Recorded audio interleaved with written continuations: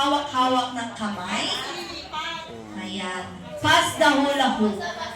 Kailangan hawak ang kamay, bawal magbitaw-bitaw. Okay, yan po. Tapos, sige pa practice mo tayo. Makinig po sa mga rules, bawal po magbitaw-bitaw ng kamay. At syempre, bawal hawakan.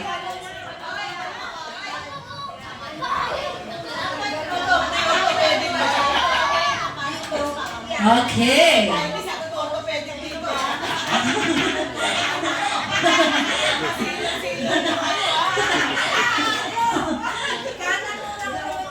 Kaya pa yan?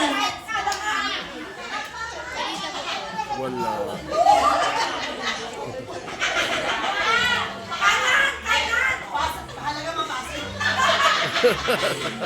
Ay, alam, kailangan maipasok niyo yung katawan ninyo sa hula hoop nang sa ganon, maipasa nyo naman po sa inyong katabi.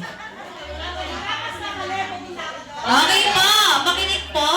Ang kailangan pong gawin natin ay ipapasa ang hula hoop. Kailangan, bawal po magbitaw-bitaw ng kamay. Bawal po hawakan ng hula hoop. Kailangan lang po ay ipapasa gamit ang mga ganyan. Tapos, kanya-kanyang technique na po yun.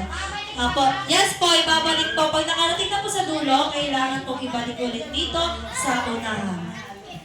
Okay.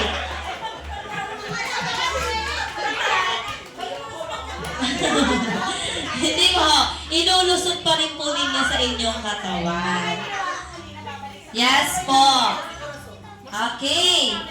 Ganun po ulit, ulitin ko po, bawal magbitaw-bitaw ng kamay, bawal po hawakan ng hula hoop. Kailangan kanya-kanyang technique lang po kung paano maipapasa yung hula hoop sa inyong katabi. Kahit magkapilip-pilipit po yung katawan ninyo, okay lang po yan. Apo. Kaya ni Mother yan!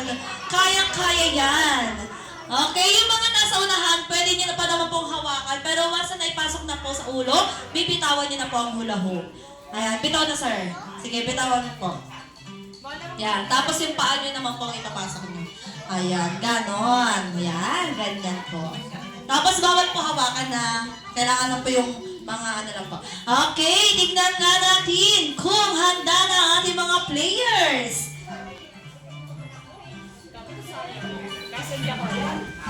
Please be ready. Let's start the game. In 3, 2, 1, go! Okay, bawal hawakan. Ayan na. Wow.